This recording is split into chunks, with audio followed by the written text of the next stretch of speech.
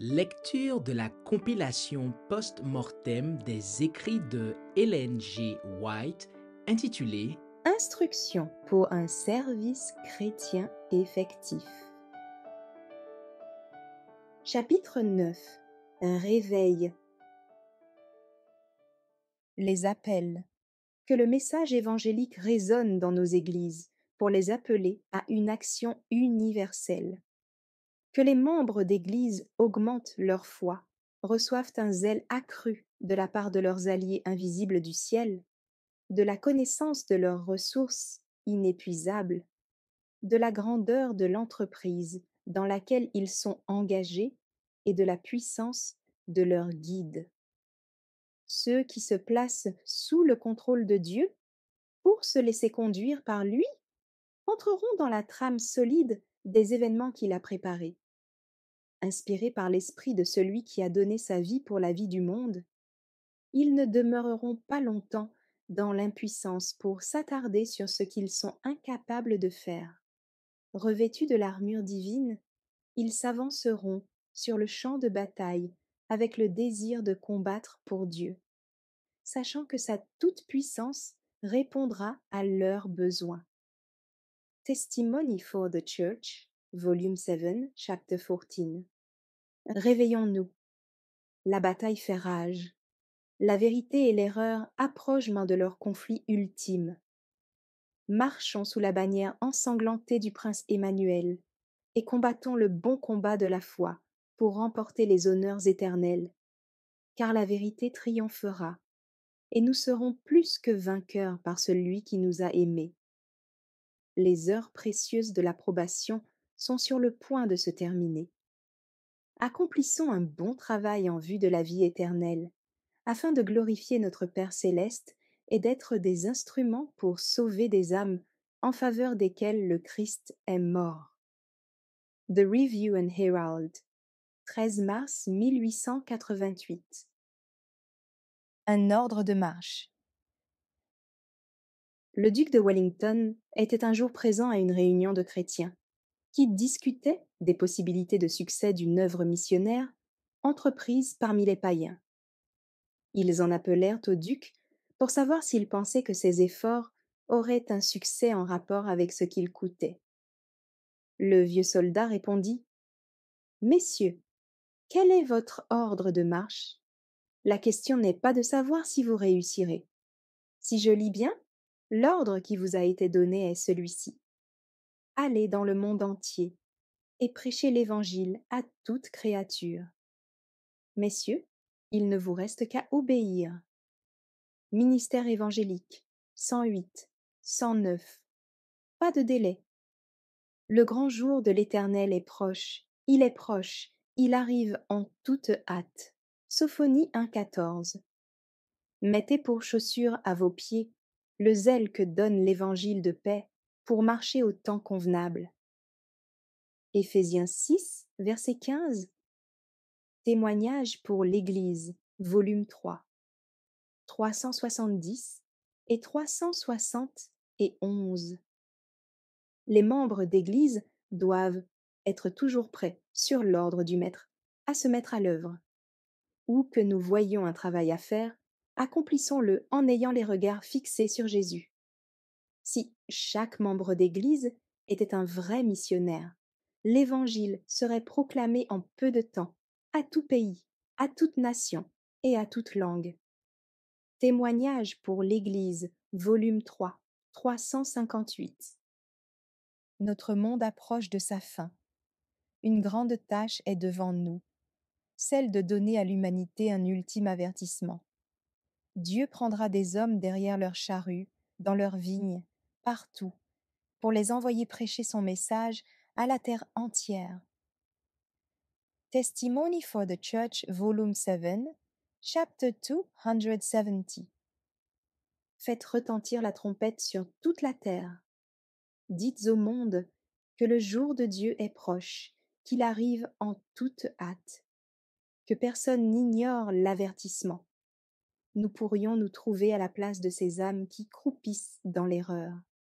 Nous pourrions être au nombre des barbares. nous devons faire part à d'autres des vérités qui nous ont été communiquées. Témoignage pour l'Église, volume 2, 437. Frères et sœurs, il est trop tard pour consacrer votre temps et vos forces au service du moi. Que le dernier jour ne vous trouve pas destitués du trésor céleste. Efforcez-vous de multiplier les triomphes de la croix et d'éclairer les âmes. Travaillez au salut de vos semblables. Votre œuvre alors supportera l'épreuve du feu. Testimony for the Church, volume 9, page 56. Il faut que ce message soit donné rapidement, règle sur règle, précepte sur précepte. Les hommes devront bientôt prendre des décisions importantes. Nous devons donc faire en sorte qu'ils aient l'occasion de comprendre la vérité, afin qu'ils puissent, en connaissance de cause, se placer du bon côté. Le Seigneur invite son peuple à travailler, avec ferveur et avec sagesse, pendant que se prolonge le temps de grâce. Témoignage pour l'Église, volume 3, 412. Nous n'avons pas de temps à perdre. La fin est proche. Le chemin à parcourir sera bientôt bordé de dangers de part et d'autre. L'ennemi fera tout ce qui sera pouvoir pour obstruer la voie des messagers du Seigneur, en sorte qu'il ne leur sera plus possible de faire alors ce qu'ils peuvent accomplir aujourd'hui. Nous devons regarder notre travail bien en face et aller de l'avant aussi rapidement que possible.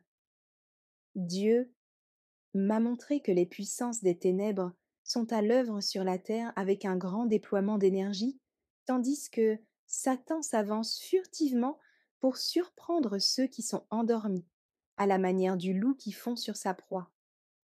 C'est maintenant le moment de proclamer l'avertissement.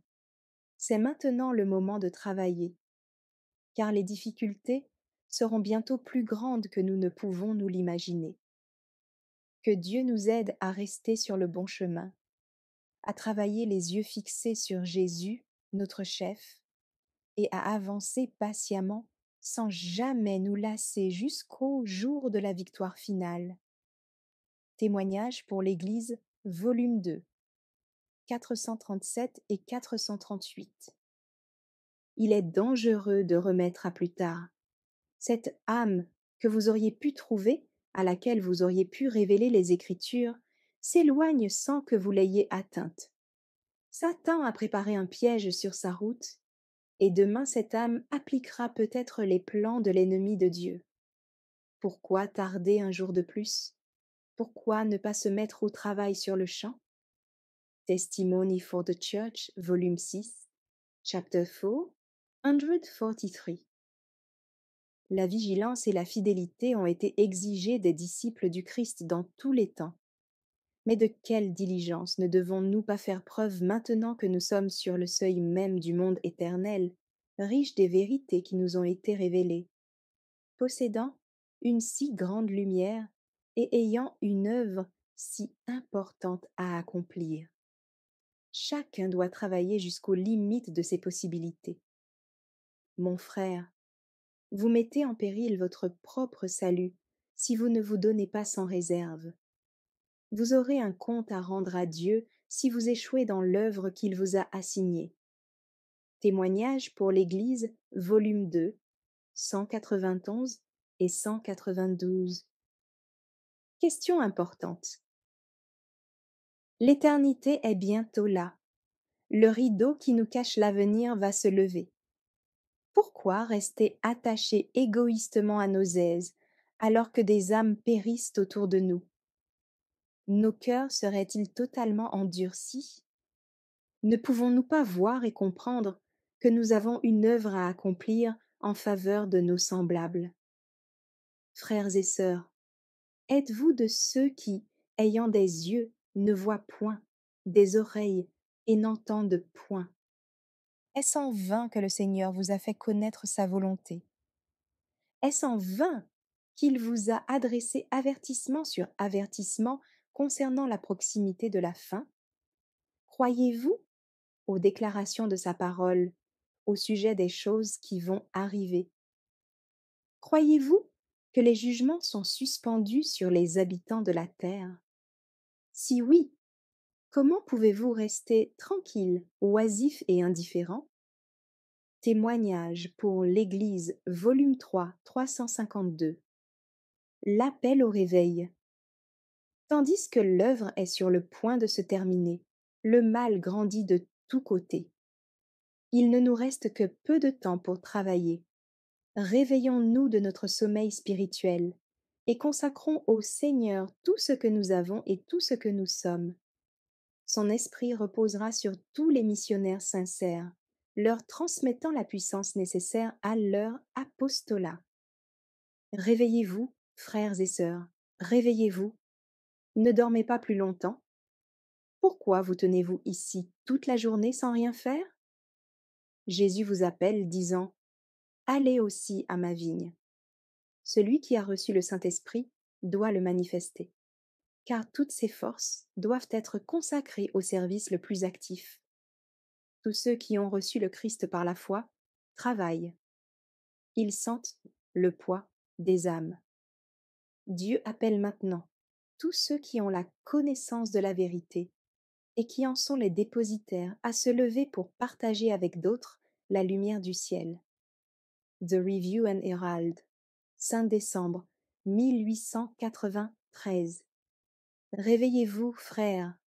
Pour le salut de votre âme, réveillez-vous. Sans la grâce du Christ, vous ne pouvez rien faire. Travaillez tandis que vous le pouvez. The Southern Watchman, 17 juillet 1906. Si nos yeux pouvaient voir les anges déchus en action contre ceux qui s'abandonnent à une fausse sécurité, nous ne nous sentirions vraiment pas à notre aise. Ces anges sont sur nos traces sans relâche. Témoignage pour l'Église, volume 112. Dieu nous appelle tous, prédicateurs, laïcs, à nous réveiller. Le ciel tout entier est en état d'alerte. Le rideau descendra bientôt sur le dernier acte de l'histoire du monde. Nous traversons les périls des derniers jours, mais les plus grands dangers sont encore devant nous, et cependant nous dormons. Ce manque d'activité et de zèle pour la cause de Dieu est effrayant. Cette stupeur mortelle vient de Satan. Témoignage pour l'Église, volume 1, 98. Que dirais-je pour réveiller le reste du peuple de Dieu? J'ai vu que des scènes terribles étaient devant nous. Satan et ses anges mettent toutes leurs énergies à s'opposer au réveil du peuple de Dieu. Ils savent que si l'Église reste endormie un peu plus longtemps, elle court à sa perte. Témoignage pour l'Église, volume 100 et 101. Aux heures finales du temps de grâce, alors que le sort de toute âme est sur le point d'être décidé pour toujours, le Seigneur attend que son Église se réveille pour agir comme jamais auparavant. Ceux qui ont été libérés en Christ par la connaissance de la vérité sont considérés par Dieu comme ses élus, qu'il favorise plus que tous les peuples de la terre. Les bénédictions qui leur sont si généreusement accordées doivent être communiquées aux autres. Il faut que la bonne nouvelle du salut soit portée à toute nation, à toute tribu, à toute langue et à tout peuple. Prophètes et rois, 542. Il n'y a pas une personne sur 100 parmi nous qui fasse quelque chose de plus que de travailler dans des entreprises terrestres. Nous sommes à peine à moitié conscients de la valeur des âmes en faveur desquelles le Christ est mort. Testimony for the Church, volume 8, 148. Si les disciples de Jésus-Christ étaient à la hauteur de leur tâche, il y aurait dans les pays païens des milliers de prédicateurs de l'Évangile, là où il n'y en a qu'un aujourd'hui. Et tous ceux qui ne pourraient pas se consacrer personnellement à l'œuvre la soutiendraient de leurs dons, de leur sympathie et de leurs prières. On travaillerait aussi au salut des âmes avec beaucoup plus d'ardeur en pays chrétien. Vers Jésus, 124. Des milliers de personnes jouissent d'une grande lumière et ont de précieuses occasions. mais elles n'usent ni de leur influence ni de leur argent pour en éclairer d'autres. Elles ne prennent même pas la peine de garder leurs âmes dans l'amour de Dieu, afin de ne pas devenir un fardeau pour l'Église. De telles personnes seraient un poids et une entrave dans le ciel. Pour l'amour du Christ, pour la cause de la vérité et pour leur propre salut, ces gens feraient bien de s'éveiller et de se mettre de toute urgence au travail pour l'éternité. The Review and Herald, 1st of March 1887. L'Église du Christ peut très bien se comparer à une armée. La vie de chaque soldat est faite de travail, de difficultés et de dangers.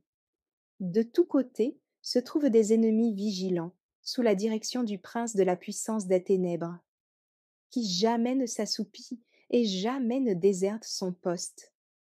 Dès que le chrétien cesse de se tenir sur ses gardes, son puissant adversaire déclenche brusquement une attaque violente. Si les membres d'Église ne sont ni vigilants ni actifs, ils seront vaincus par ces ruses. Qu'arriverait-il si la moitié des soldats d'une armée s'endormait ou tardait à exécuter les ordres reçus? Il en résulterait la défaite, la captivité ou même la mort. Si certains d'entre eux parvenaient à s'échapper des mains de l'ennemi, seraient-ils dignes de recevoir une récompense? Non. Ils savent qu'ils seraient plutôt condamnés à mort. Or, lorsque l'Église du Christ est insouciante ou infidèle, les conséquences en sont encore infiniment plus graves. Que peut-on imaginer de plus désastreux qu'une armée de soldats chrétiens succombant au sommeil? Comment cette armée pourrait-elle réussir dans son combat contre le monde, lequel se trouve sous le commandement du prince des ténèbres? Ceux qui demeurent dans l'indifférence au jour de la bataille, comme s'ils ne portaient pas d'intérêt à l'issue du conflit, ou n'étaient pas conscients de leurs responsabilités, feraient mieux de changer leur attitude ou de quitter immédiatement les rangs. Testimony for the Church, Volume 5, 394. Une action est nécessaire. Il m'a été montré que le peuple de Dieu s'attendait qu'un changement survienne, qu'une puissance contraignante s'empare de lui. Mais il sera déçu dans cette attente. Il faut agir, il faut se mettre au travail et demander à Dieu avec instance de nous donner une exacte connaissance de nous-mêmes. Les scènes qui se déroulent devant nous sont assez impressionnantes pour nous inciter à nous éveiller et à communiquer la vérité à tous ceux qui voudront l'entendre. La moisson du monde est sur le point de mûrir. Témoignage pour l'Église, volume 1, 98. Tout dans l'univers invite ceux qui connaissent le Seigneur à se consacrer sans réserve à la proclamation de la vérité, telle qu'elle s'est manifestée à eux par le message du troisième ange. Ce que nous voyons et entendons constitue un appel au devoir. L'activité des puissances sataniques oblige chaque soldat du Christ à occuper sa place sur le champ de bataille. Témoignage pour l'Église, volume 3, 351. Le message du prochain retour du Christ doit être proclamé à toutes les nations de la terre. Pour vaincre les forces de l'ennemi, des efforts vigilants et inlassables sont indispensables. Notre devoir n'est pas de rester inactif, de verser des larmes ou de nous tordre les mains, mais de nous lever et de travailler pour le temps présent et pour l'éternité. The Southern Watchman, 29th of May, 1902. Agis dès maintenant, mais de toute ta force. Trop longtemps au repos, une aile d'ange se replierait, et Dieu lui-même, inactif, cesserait de bénir. Testimony for the Church, volume 5, page 308. Que nul ne pense qu'il a le droit de se croiser les bras et de rester inactif. Il est absolument impossible d'être sauvé en étant indolent et inactif. penser à ce que le Christ a accompli au cours de son ministère terrestre. Considérez ses efforts énergiques et infatigables.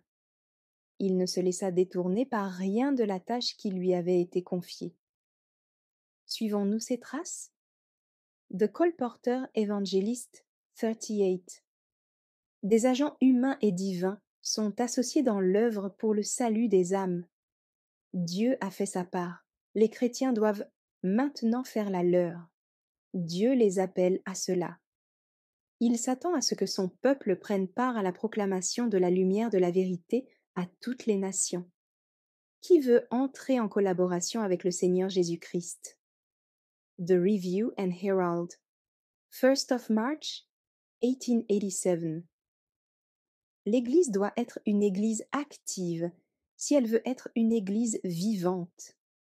Elle ne devrait pas simplement se contenter de protéger son patrimoine contre les forces ennemies du péché et de l'erreur, de s'avancer d'un pas lent, mais elle devrait porter le joug du Christ et marcher sur les traces du guide, gagnant de nouvelles recrues tout le long du chemin.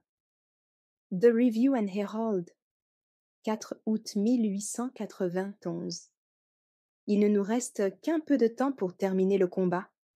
Alors le Christ reviendra, et cet épisode de rébellion sera clos. Nos ultimes efforts auront été consacrés au travail avec le Christ et à l'avancement de son règne.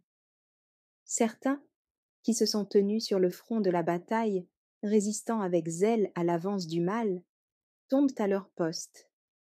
D'autres regardent avec tristesse ces héros terrassés, mais n'ont pas le temps d'interrompre leur travail.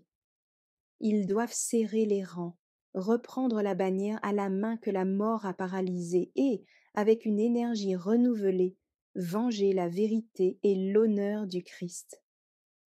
Comme jamais auparavant, il faut résister au péché, aux puissances des ténèbres.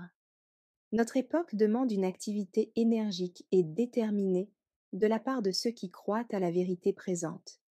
Ils doivent enseigner la vérité à la fois par le précepte et par l'exemple. The Review and Herald, 25 octobre 1881. Dieu appelle aujourd'hui les adventistes en tout lieu à se consacrer entièrement à lui et à faire tout ce qu'ils peuvent, selon les circonstances, pour soutenir son œuvre. Témoignage pour l'Église, volume 3, 418. Paresse et religion ne marchent pas de pair, et la cause de notre grande faiblesse dans la vie et l'expérience du chrétien est notre inactivité dans l'œuvre de Dieu. Les muscles de notre corps s'affaibliraient, s'atrophieraient s'ils ne s'exerçaient pas continuellement. Et il en va de même dans le domaine spirituel. Si vous voulez être solide, vous devez exercer vos forces. The Review and Herald, 13 mars 1888. Nous devons être des ouvriers diligents. Un homme paresseux est une créature misérable. Mais par quelle excuse peut-on justifier la paresse envers la grande œuvre pour l'accomplissement de laquelle le Christ a donné sa vie? Les facultés spirituelles cessent d'exister si elles ne sont pas exercées, et c'est le but de Satan de les détruire. Le ciel tout entier est engagé activement dans l'œuvre qui consiste à préparer un peuple pour la seconde venue du Christ sur cette terre, et nous sommes ouvriers avec Dieu. La fin de toute chose est imminente. C'est maintenant que nous devons travailler. The Review and Herald, 24 janvier 1893. Nous avons besoin de missionnaires ayant du cœur. Des efforts intermittents ne feront que peu de bien. Nous devons attirer l'attention des gens et être animés d'une conviction profonde. Testimony for the Church, Volume 9, Chapter 45. Il en est parmi nous qui, s'ils se donnaient la peine d'y réfléchir, se rendraient compte que leur inactivité se résume en ceci: enfouir les talents que Dieu leur a confiés. Témoignage pour l'Église, volume 3, 66. Quelle est notre position dans le monde? Nous vivons en un temps d'attente. Mais cette période ne doit pas être consacrée à une dévotion abstraite. Il faut tout ensemble attendre, veiller et travailler avec vigilance. Notre vie ne doit pas se passer à nous agiter, à courir et à faire des projets en faveur des choses de ce monde, en négligeant la piété personnelle et le service que Dieu nous demande. Sans être indolents dans notre profession de foi, nous devons être fervents d'esprit, servant le Seigneur. La lampe de notre âme doit toujours être prête, étant sans cesse pourvue d'une suffisante réserve d'huile de la grâce. Tout doit être fait pour éviter le déclin spirituel, pour que le jour du Seigneur ne nous surprenne pas comme un voleur. Testimony for the Church, volume 5, page 276. Nous vivons en un temps où toute paresse spirituelle doit être écartée. Chaque âme doit être animée par le souffle de la vie céleste. Testimonies for the Church, volume 8, page 169. Accumulez toutes les bonnes œuvres qu'il vous est possible de faire durant cette vie. Témoignages pour l'Église, volume 2, 225. Jésus veut que tous ceux qui professent croire en son nom deviennent des ouvriers sincères et zélés.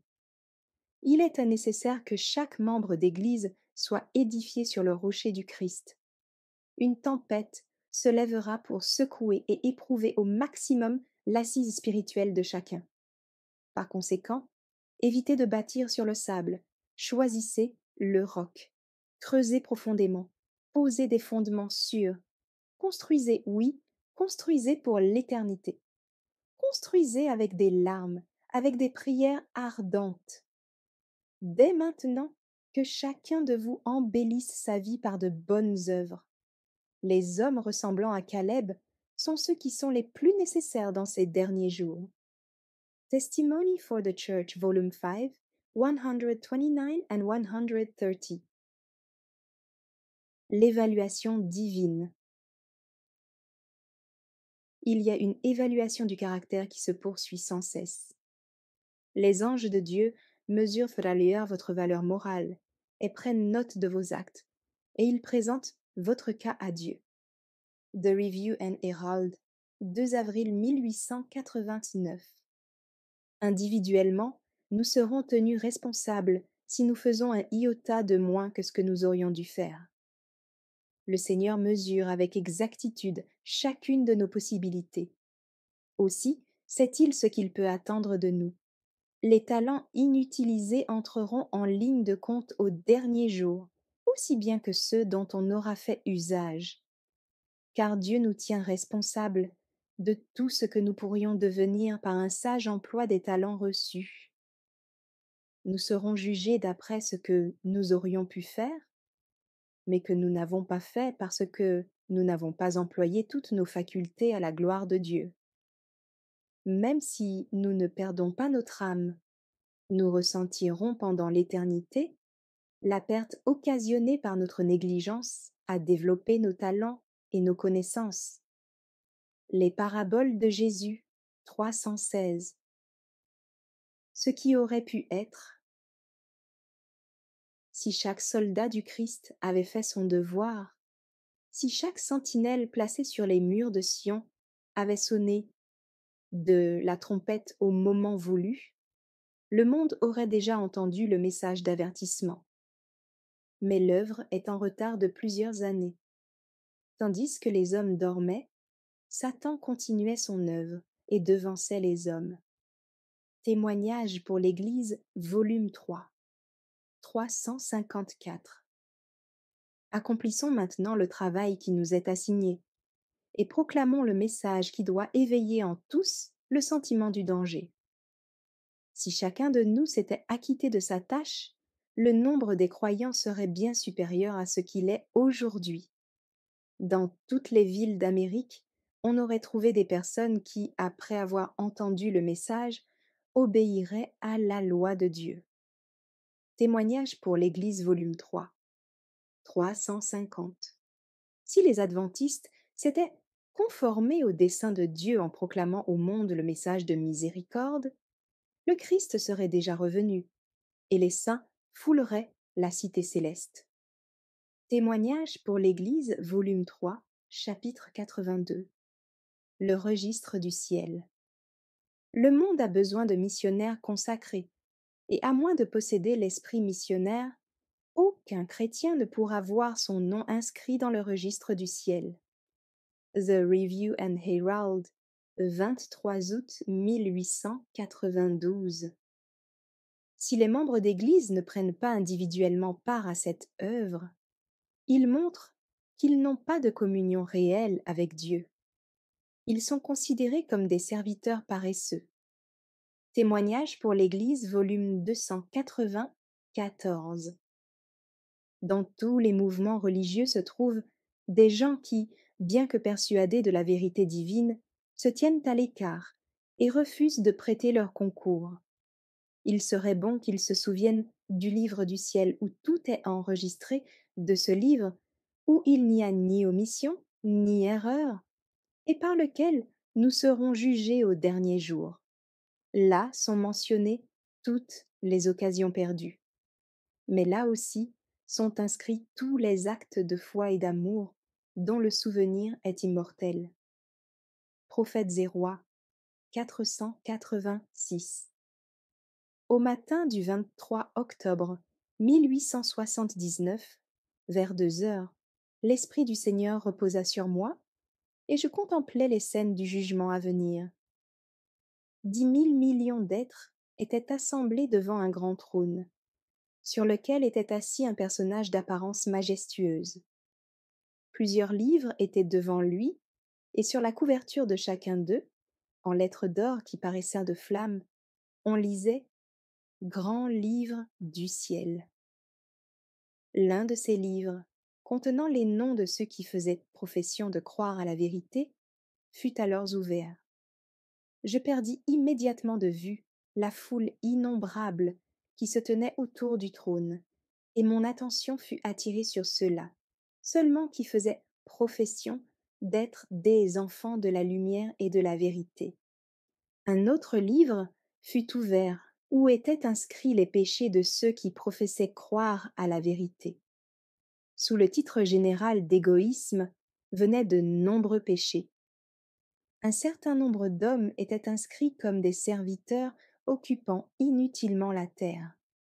Tandis que l'œil perçant du juge s'arrêtait sur eux, leurs péchés de négligence leur furent clairement révélés. Les lèvres pâles et tremblantes, ils reconnurent avoir trahi la confiance que Dieu avait mise en eux. Ils avaient eu des avertissements et des privilèges, mais n'y avaient pas pris garde. Ils voyaient maintenant qu'ils présumaient beaucoup trop de la miséricorde divine. Il est vrai qu'ils n'avaient pas à confesser des péchés avilissants, mais semblables aux figuiers, ils étaient maudits parce qu'ils n'avaient porté aucun fruit, ni fait fructifier leur talent. Ceux qui étaient ainsi condamnés n'avaient pensé qu'à eux-mêmes. Ils n'étaient pas riches aux yeux de Dieu, n'ayant point répondu à ce qu'il réclamait d'eux. Bien que se prétendant les serviteurs du Christ, ils ne lui avaient pas amené d'âme. Si la cause de Dieu avait dépendu d'eux, elle n'aurait fait que languir, car non seulement ils avaient gardé pour eux l'argent que Dieu leur avait confié, mais ils n'avaient pas davantage payé de leur personne.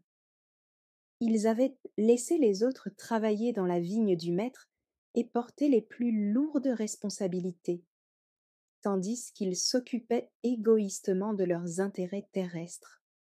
En développant les capacités que Dieu leur avait données, ils auraient du coup pu être des serviteurs dignes de confiance. Mais le juge dit: tous seront justifiés par leur foi et jugés par leurs œuvres. Avec quelle force leur négligence ne parut-elle pas, et combien fut évidente la sagesse du plan de Dieu, qui donne à chaque homme une part dans l'œuvre du salut. Chacun avait à montrer une foi vivante dans sa famille, dans son voisinage, en étant bon envers les pauvres. plein de compassion pour les affligés, ardent au travail missionnaire et généreux pour la cause de Dieu. Mais, semblables à mes roses, la malédiction reposait sur eux pour ce qu'ils avaient négligé de faire. Ils avaient aimé le travail qui leur rapportait le plus de profit dans cette vie. Et voici qu'en face de leur nom, dans les colonnes consacrées aux bonnes œuvres, il y avait un vide affreux.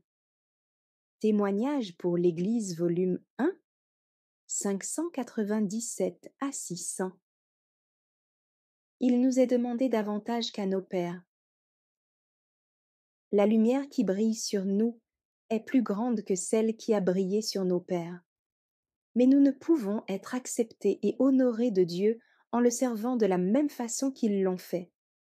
Pour que Dieu nous accepte et nous bénisse, comme il les a acceptés et bénisse, nous devons imiter leur foi et leurs œuvres, marcher selon la lumière qui nous a été donnée, comme ils ont marché selon la lumière qu'ils avaient reçue. En somme, agir comme ils agiraient s'ils étaient à notre place. Il faut marcher dans la lumière qui brille sur nous, ou cette lumière se changera en ténèbres. Témoignage pour l'Église, volume 100. Appel à l'Église indolente.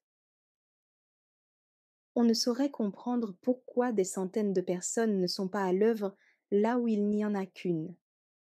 L'apathie, la froideur, l'indifférence de ceux qui se disent fils et filles de Dieu est un sujet d'étonnement pour l'univers céleste. Il y a une puissance de vie dans la vérité. Testimonies for the Church, volume 9, chapter 42. Nous ne serons jamais sauvés dans l'indolence et l'inaction. Il n'est pas de personnes véritablement converties qui mènent une vie inerte et inutile. Nous ne pouvons pas être traînés au ciel. Aucun paresseux n'y pénétrera. Ceux qui refusent d'être les collaborateurs de Dieu sur la terre ne le seraient pas davantage au ciel, et il serait imprudent de les y introduire. Les paraboles de Jésus, 283, 284. Le ciel tout entier considère l'Église avec un immense intérêt, afin de voir comment chacun de ses membres s'y prend pour apporter la lumière à ceux qui sont dans les ténèbres. The Review and Herald, 27 février 1894. Vous devez considérer sérieusement le fait que vous vous trouvez en face d'un Dieu grand, et vous rappeler sans cesse qu'il n'est pas un enfant dont on puisse se moquer. Vous ne pouvez entrer à son service à votre gré et le quitter selon votre bon plaisir. Testimony for the Church 2, 2, 21. Des êtres célestes ont attendu pour collaborer avec des instruments humains, mais nous ne nous sommes pas aperçus de leur présence. Testimony for the Church, volume 6, page 297. Les anges ont attendu longtemps la collaboration des membres de l'Église pour l'œuvre qui doit s'accomplir. Ils vous attendent encore. Témoignage pour l'Église, volume 3, 369. Beaucoup de gens vont vers le jour du Seigneur en ne faisant rien, en fuyant leurs responsabilités, et il en résulte qu'ils sont des nains spirituels. Pour tout ce qui concerne l'œuvre de Dieu, les pages de l'histoire de leur vie sont tristement vides. Ce sont des arbres dans le jardin de Dieu, mais qui ne font que l'encombrer, assombrissant de leurs branches stériles le sol sur lequel des arbres portant du fruit auraient dû pousser. Ceux qui ne font rien ou presque pour le Seigneur sont en danger. La grâce de Dieu n'habitera pas longtemps dans l'âme de celui qui, ayant de nombreux privilèges et beaucoup d'occasions, garde le silence. The Review and Herald, 22 août 1899. Ce n'est pas maintenant le moment de dormir, pas le moment de se complaire en regrets inutiles. Celui qui se laisse aller au sommeil perdra de précieuses occasions de faire le bien. Le privilège béni de rassembler de nombreuses gerbes lors de la grande moisson nous est assuré. Et toute âme sauvée représente une étoile de plus à la couronne de Jésus, notre adorable Rédempteur. Qui souhaiterait déposer les armes, sachant qu'en prolongeant un peu le combat, il remporterait de nouvelles victoires et gagnerait de nouveaux trophées pour l'éternité? The Review and Herald, 25 octobre 1881. Les messagers célestes accomplissent leur travail. Mais nous, que faisons-nous? Frères et sœurs, Dieu vous appelle à racheter le temps. Approchez-vous de Dieu. Faites fructifier le talent qui est en vous. Que ceux qui ont eu le privilège de se familiariser avec les raisons de notre foi fassent maintenant usage de leur connaissance. Historical Sketches of the Foreign Missions of the Seventh-day Adventist, 288. Comment pouvez-vous, vous qui répétez la prière du Seigneur, que ton règne vienne, que ta volonté soit faite sur la terre comme au ciel, rester tranquillement chez vous, sans aider à porter le flambeau de la vérité à ceux qui vous entourent? Comment pouvez-vous élever vos mains vers Dieu et lui demander de vous bénir ainsi que vos familles, alors que vous faites si peu pour aider vos semblables? Historical Sketches of the Foreign Missions of the Seventh-day Adventist, 288. Il en est parmi nous qui, s'ils se donnaient la peine d'y réfléchir, se rendraient compte que leur inactivité se résume en ceci: enfouir les talents que Dieu leur a confiés. Frères et sœurs, votre Rédempteur et tous les saints anges sont attristés par la dureté de votre cœur. Le Christ a donné sa vie pour le salut des âmes, et cependant, vous qui avez connu son amour, vous fournissez bien peu d'efforts pour faire connaître sa grâce à ceux pour lesquels il a donné sa vie. Une telle indifférence et une telle négligence étonnent les anges. Au jour du jugement, vous rencontrerez ceux que vous avez négligés. En ce grand jour, vous verrez votre situation telle qu'elle est, et vous vous accuserez vous-même. Veuille le Seigneur vous amener à vous repentir. Puisse-t-il pardonner à son peuple d'avoir négligé de travailler dans sa vigne, comme il le lui avait ordonné? Témoignage pour l'Église, volume 3, 66. Que dire aux membres d'Église indolents pour qu'ils voient la nécessité de déterrer son talent et de le confier au banquier céleste? Il n'y a de place dans le royaume des cieux, ni pour le paresseux, ni pour l'indolent. Veuille le Seigneur faire comprendre aux églises endormies toute l'importance de cette question. Que Sion se lève et se pare de ses vêtements de fête, qu'elle fasse éclater sa splendeur. Témoignage pour l'Église, volume 3, 75. Il y a une œuvre à faire en faveur de ceux qui ne connaissent pas la vérité, pareille à celle qui fut accomplie à votre égard lorsque vous étiez dans les ténèbres. Il est trop tard pour dormir, trop tard pour devenir des paresseux indolents. À chacun le maître de maison a confié sa tâche. Ne reculons pas, mais allons de l'avant. Nous devons nous convertir chaque jour. L'amour de Jésus doit battre dans notre cœur, de telle sorte que nous devenions des instruments pour le salut des âmes. The Review and Herald, 10 juin 1880. Le Seigneur Jésus demande que toute personne qui se prétend fils ou fille de Dieu n'abandonne pas seulement toute forme d'iniquité, mais abonde en actes de charité, de renoncement à soi-même et d'humilité. Le Seigneur a rendu manifeste l'action produite par un certain état d'esprit et une certaine façon d'agir, afin que cela nous serve d'exemple pour l'œuvre que nous avons à accomplir. Il dit: à celui qui n'a pas, on ôtera même ce qu'il a. Ceux qui n'exploitent pas les occasions offertes, qui n'exercent pas la grâce que Dieu a mise en eux, ont de moins en moins envie de le faire et perdent finalement, dans une léthargie somnolente, ce qu'ils ont un jour possédé. Ils ne font pas de provision pour les jours de disette en acquérant une grande expérience, une connaissance plus étendue des choses divines, de telle sorte que lorsque l'épreuve et la tentation fondent sur eux, ils soient capables de subsister. Lorsque survient la persécution ou la tentation, ces personnes perdent le courage et la foi, et leurs fondements sont balayés parce qu'elles n'ont pas vu la nécessité de les affermir. Elles n'ont pas rivé leur âme au rocher éternel. The Review and Herald, 27 mars 1894.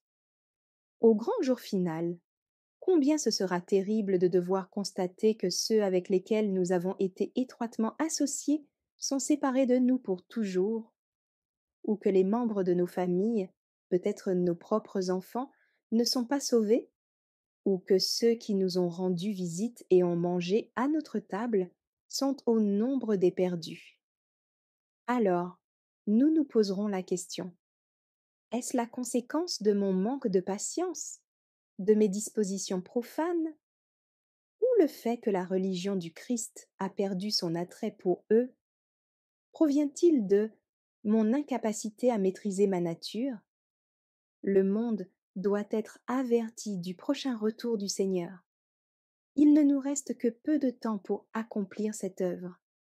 Des années sont passées dans l'éternité qui eussent pu être mieux employées à rechercher premièrement le royaume de Dieu et sa justice, et à porter la lumière à d'autres. Maintenant, Dieu adjure son peuple qui possède de grandes lumières et qui est fondé dans la vérité, conformément à l'importante tâche qui lui a été confiée, à travailler pour lui-même et pour autrui comme il ne l'a jamais fait auparavant. Utilisez toutes vos capacités, exercez toutes vos facultés, tous les talents que vous avez reçus. Diffusez toute la lumière que Dieu vous a accordée pour répandre le bien autour de vous. N'essayez pas de devenir des prédicateurs, cherchez plutôt à être des ministres pour Dieu. The Southern Watchman, 20 juin 1905. Exemple convaincant. L'amour de Dieu s'est ému jusque dans ses profondeurs insondables pour le bien des hommes, et les anges s'étonnent de trouver si peu de gratitude chez ceux qui ont été les objets d'un si grand amour, de voir combien peu l'amour de Dieu est apprécié par les hommes. Le ciel s'indigne de voir les âmes humaines négligées. Voulons-nous savoir ce qu'en pense le Christ? Quels seraient les sentiments d'un père ou d'une mère dont on aurait laissé périr l'enfant dans le froid et la neige alors qu'on eût pu le sauver? Quelle douleur, quelle indignation! Ne flétrirait-il pas ces meurtriers? Les souffrances d'un homme sont celles d'un enfant de Dieu, et ceux qui ne tendent pas une main secourable à leurs semblables en péril s'attirent la juste colère de l'agneau. L'espoir de l'humanité, 891 et 892. J'ai lu l'histoire d'un homme qui, un jour d'hiver, se frayait un chemin à travers la neige épaisse, lorsqu'il fut saisi par le froid qui progressivement le vidait de ses forces. Il était sur le point d'abandonner la lutte pour survivre, engourdi à mort par le froid glacial, lorsqu'il perçut les gémissements d'un voyageur en train de mourir sous l'emprise du froid. Il rassembla ses forces pour le secourir. Il se mit à réchauffer les membres glacés de l'infortuné et par de rudes efforts réussit à le relever. Comme son compagnon ne pouvait pas se tenir debout, il l'empoigna et le porta à travers les couches de neige qu'il n'aurait jamais pu franchir tout seul. Et lorsqu'il eut réussi à mettre son semblable en lieu sûr, il devint aussitôt conscient du fait qu'en sauvant son prochain, il s'était sauvé lui-même. Ses efforts violents destinés à secourir autrui avaient ranimé la circulation de son sang et introduit une salutaire chaleur dans tous ses membres. De telles leçons doivent être présentées sans cesse aux jeunes croyants, non seulement en théorie, mais aussi dans la pratique, pour qu'à leur tour, ils puissent enregistrer des résultats identiques dans leur expérience chrétienne. Testimony for the Church, Volume 4, 319 and 320. Vous ne devez pas vous refermer sur vous-même et vous contenter d'avoir reçu la bénédiction de la connaissance de la vérité. Qui vous a apporté la vérité? Qui vous a montré la lumière de la parole de Dieu?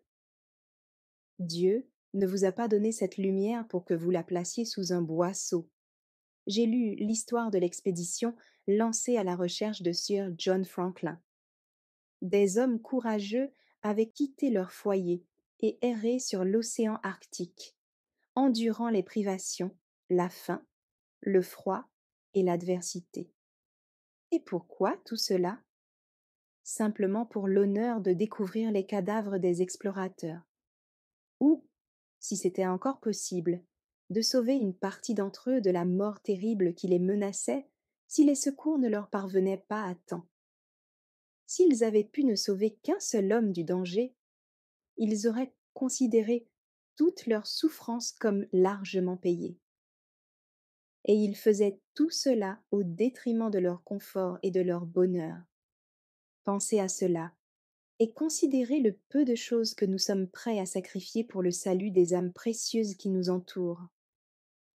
On ne nous oblige pas à quitter notre maison et à entreprendre un voyage long et fatigant pour sauver la vie d'un homme en danger. À notre porte, tout autour de nous, de tous côtés, il y a des âmes en péril, des hommes et des femmes mourant sans espérance et sans Dieu. Et cependant, nous ne nous en préoccupons pas, disant virtuellement, par nos actions, sinon par nos propos: suis-je le gardien de mon frère? Ceux qui perdent leur vie en s'efforçant de sauver les autres sont honorés dans le monde comme des héros et des martyrs. Comment nous sentirons-nous, nous qui avons la perspective de la vie éternelle devant nous, si nous ne consentons pas au petit sacrifice que Dieu demande de nous pour le salut des âmes? The Review and Herald, 14 août 1888. Dans une ville de la Nouvelle-Angleterre, on creusait un puits. Alors que le travail était presque terminé et que seul un homme restait au fond, la terre s'affaissa et l'ensevelit. Aussitôt on donna l'alarme et tous, ouvriers, paysans ou commerçants, accoururent pour le sauver. On apporta des cordes, des échelles, des bêches, des pelles. Sauvez-le, oh, sauvez-le! Criait-on de toutes parts. Les sauveteurs travaillèrent avec l'énergie du désespoir.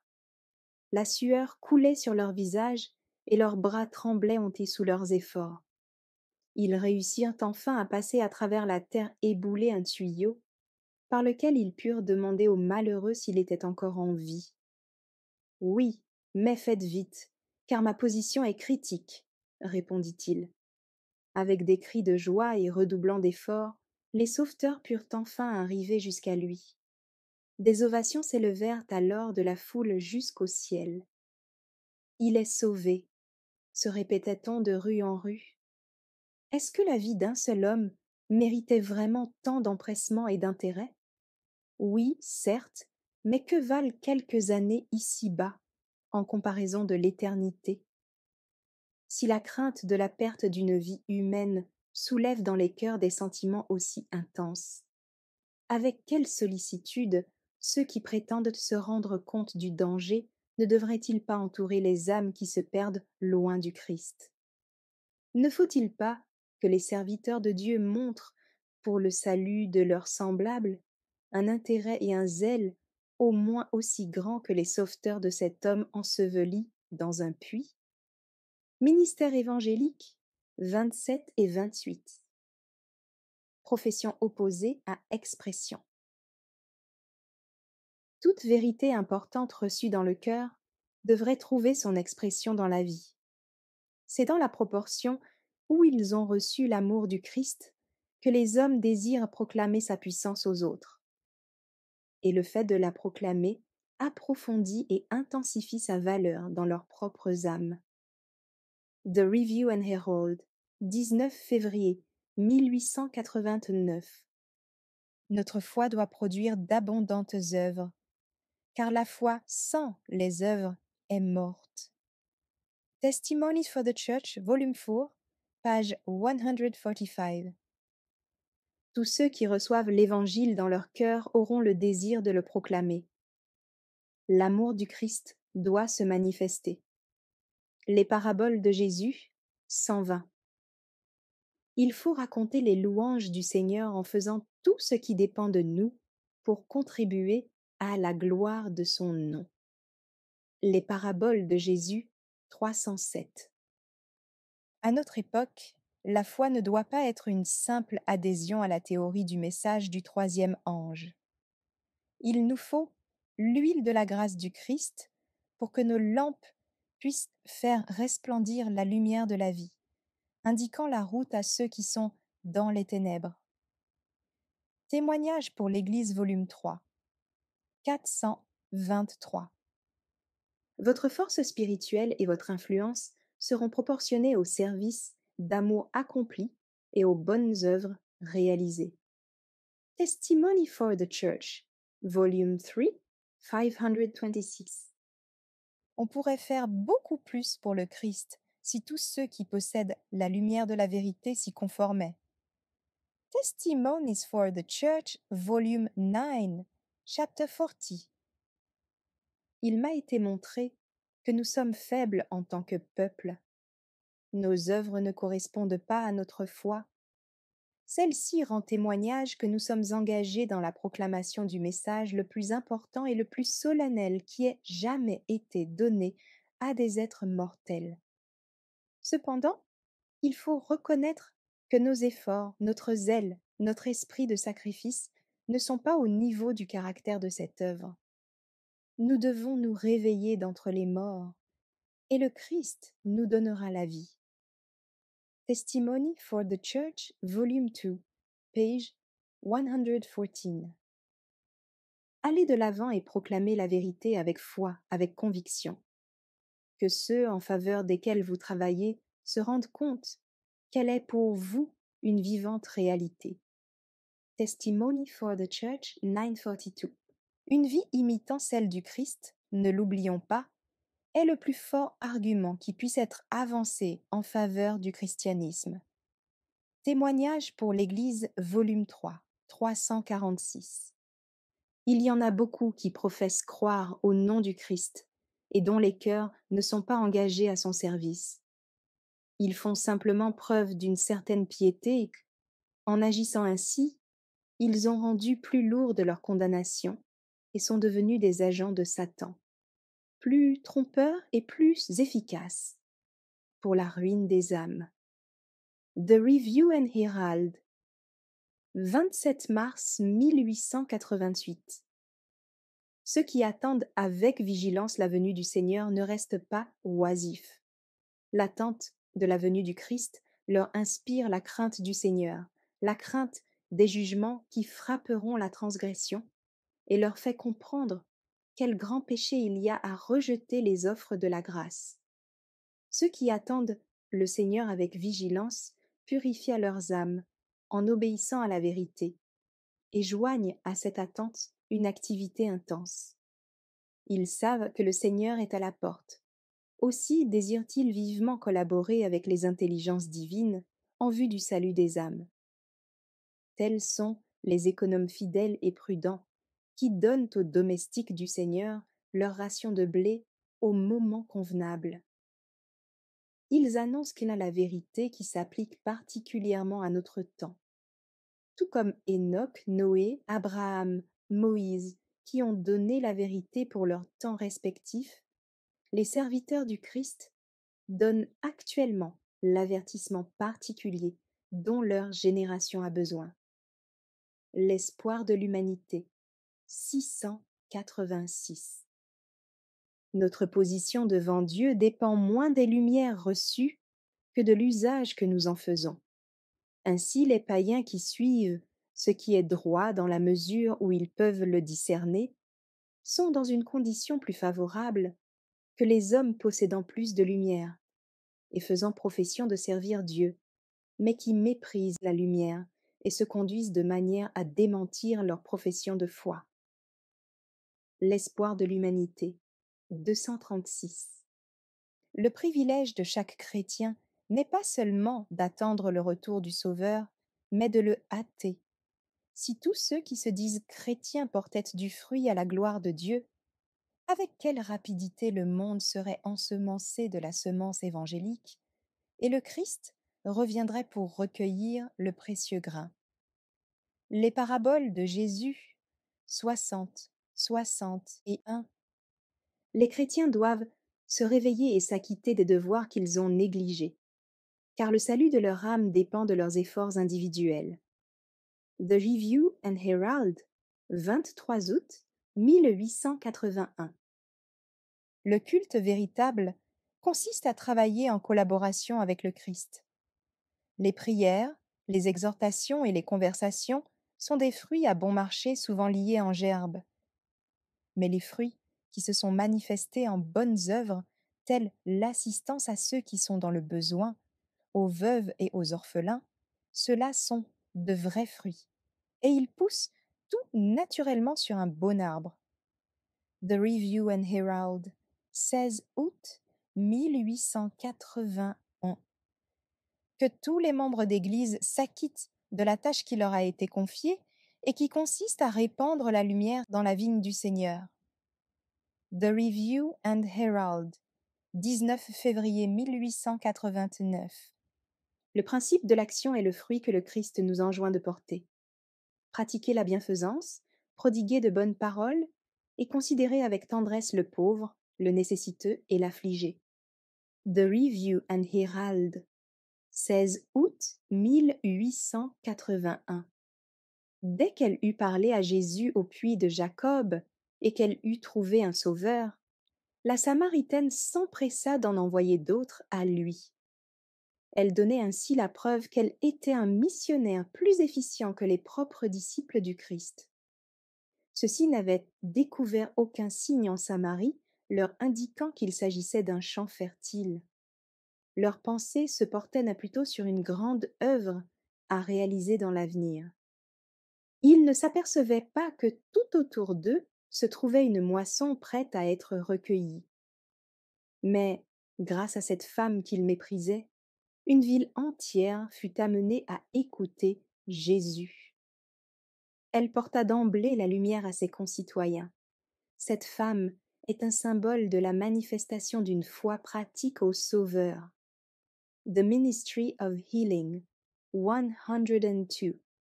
Les adventistes du 7e jour font des progrès, doublent leur nombre, établissent des missions, déploient la bannière de la vérité dans les endroits enténébrés de la terre.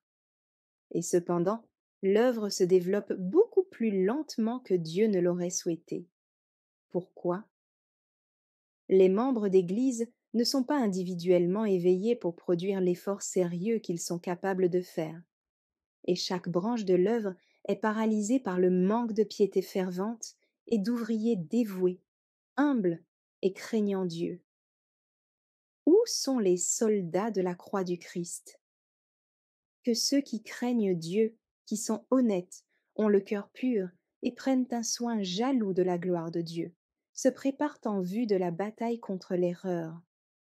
Il y a trop de cœurs craintifs et lâches à cette heure de conflit spirituel. Oh, que de faibles ils puissent devenir forts et vaillants au combat, afin de mettre en fuite les armées ennemies. Historical Sketches of the Foreign Missions of the Seventh-day Adventist, 290. Un principe universel veut que lorsqu'on ne fait pas usage des dons reçus de Dieu, ceux-ci périclitent et finissent par disparaître. La foi qui n'est pas vécue, qui n'est pas communiquée, perd de sa puissance vivifiante, de sa vertu salutaire. Conquérant pacifique, 184.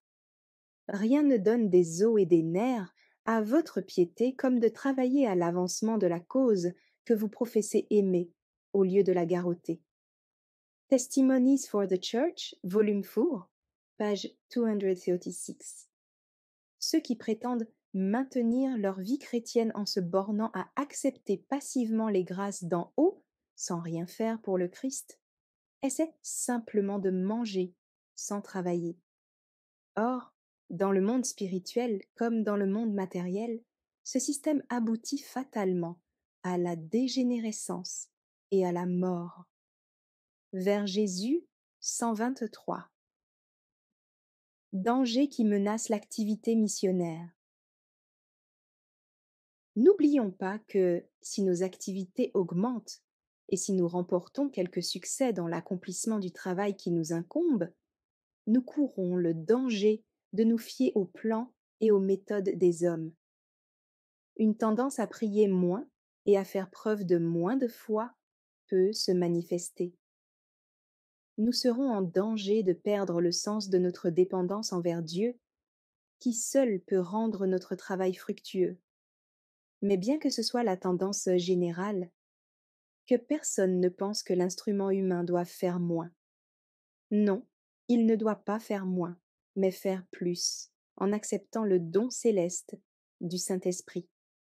The Review and Herald, 4 juillet 1893. Des temps viendront où l'Église sera animée par la puissance divine, et une activité plus intense en sera le résultat. Car la puissance régénératrice du Saint-Esprit inspirera ses membres pour aller de l'avant et amener des âmes au Christ. Mais lorsque cette activité se manifestera, les ouvriers les plus zélés ne seront en sécurité que s'ils dépendent de Dieu par une prière constante et fervente. Ils devront adresser de vives supplications afin que la grâce du Christ les préserve de s'enorgueillir de leur travail et de considérer leurs activités comme un moyen de salut. Ils doivent constamment regarder à Jésus afin d'être conscients du fait que c'est sa puissance qui accomplit tout le travail et afin d'en attribuer la gloire à Dieu. Nous serons appelés à faire des efforts toujours plus conséquents pour étendre l'œuvre de Dieu, et la prière à notre Père céleste sera de plus en plus importante. Il sera nécessaire de se consacrer à la prière dans le secret, dans la famille et dans l'Église. The Review and Herald, 4 juillet 1893. Les rabbins estimaient une activité tumultueuse comme la plus haute expression de la piété. Celle-ci devait se montrer par des actes extérieurs. Ils s'éloignaient donc de Dieu et se drapaient dans leur propre suffisance. Les mêmes dangers existent aujourd'hui. Dans la mesure où l'activité s'accroît et où l'on réussit dans ce que l'on fait pour Dieu, on risque de mettre sa confiance dans des méthodes et des plans humains. On est enclin à prier moins, à avoir moins de foi. On risque, ainsi que les disciples, de ne plus sentir sa dépendance à l'égard de Dieu et de chercher un moyen de salut dans sa propre activité.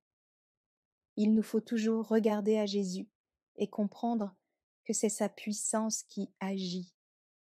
Tout en travaillant avec zèle en vue de sauver ceux qui sont perdus, prenons le temps de prier, de méditer la parole de Dieu.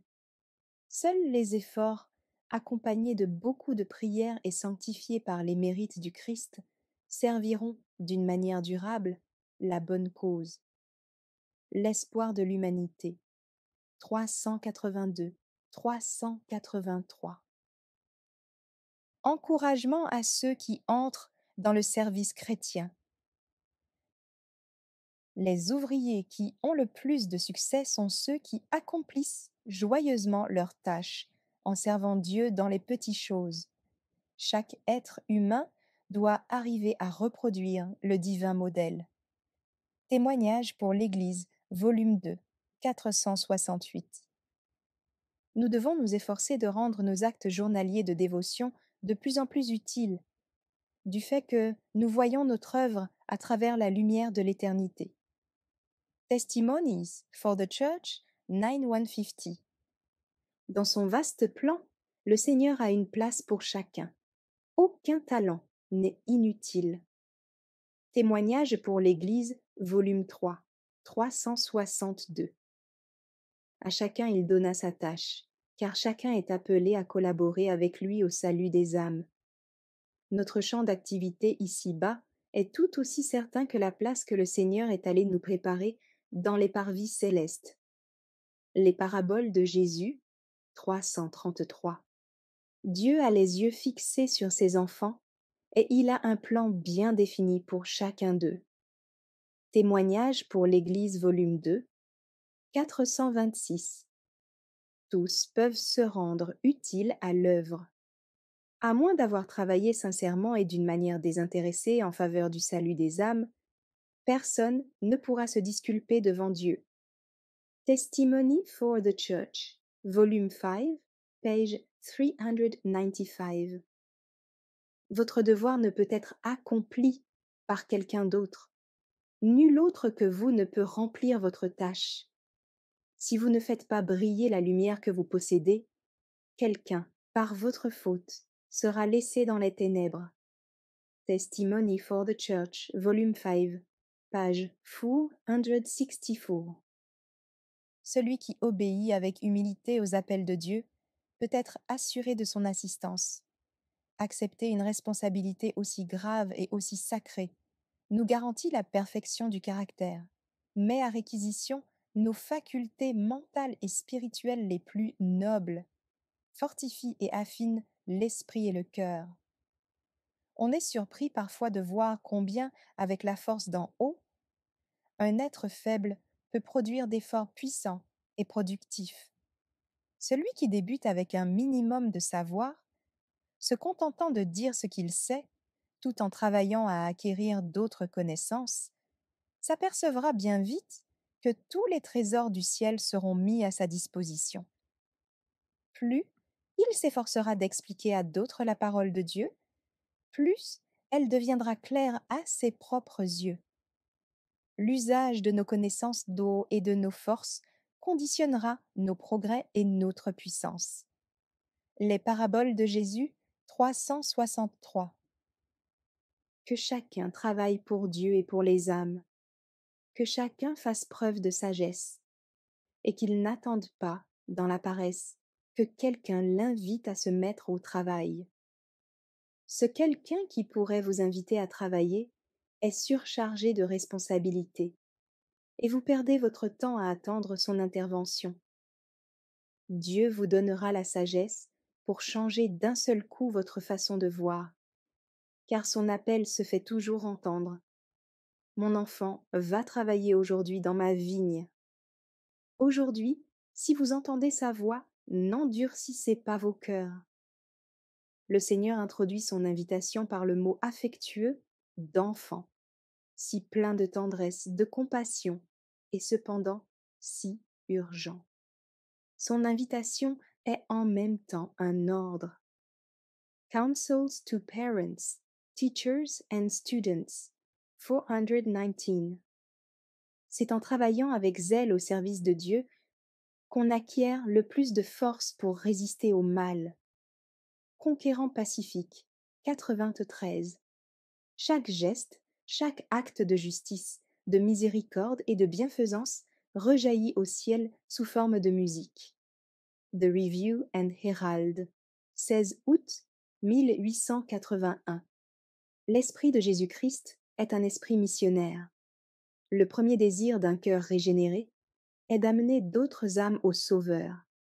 La tragédie des siècles, 72-73.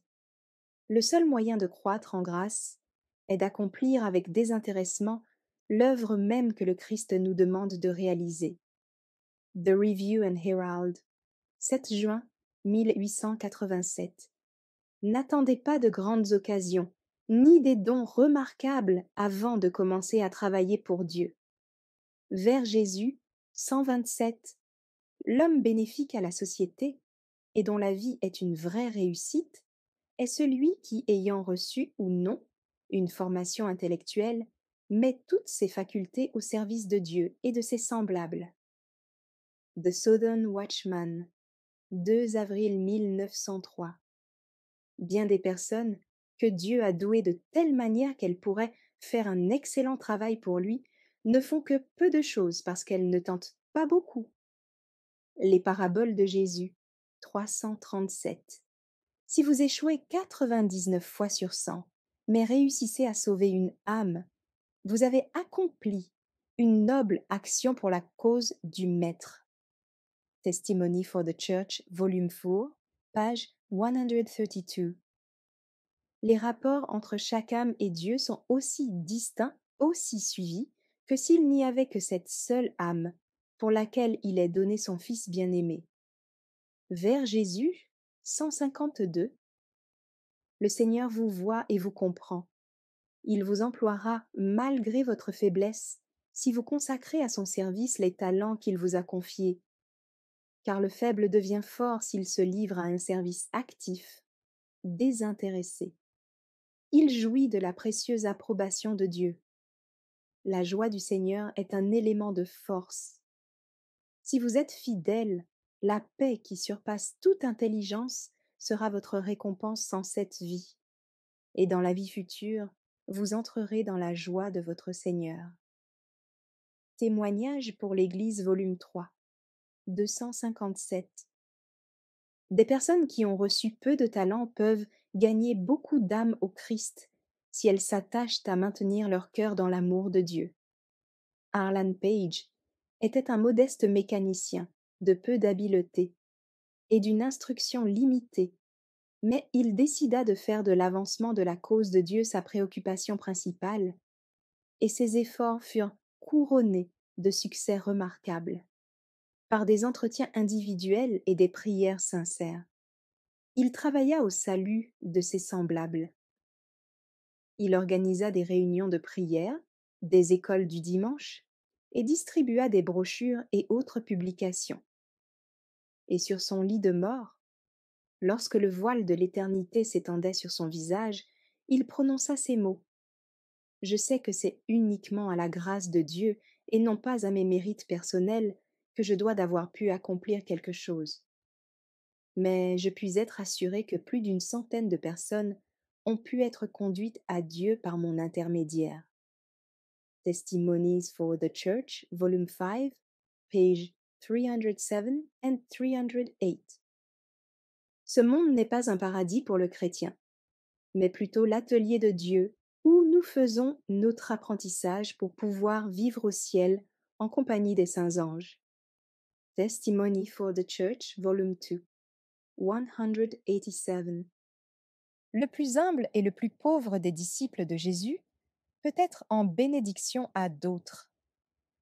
Il peut ignorer le bien qu'il fait, mais par son influence inconsciente, il provoquera des vagues de bénédiction qui augmenteront en étendue et en profondeur, et dont il ne connaîtra les résultats qu'au jour de la récompense finale.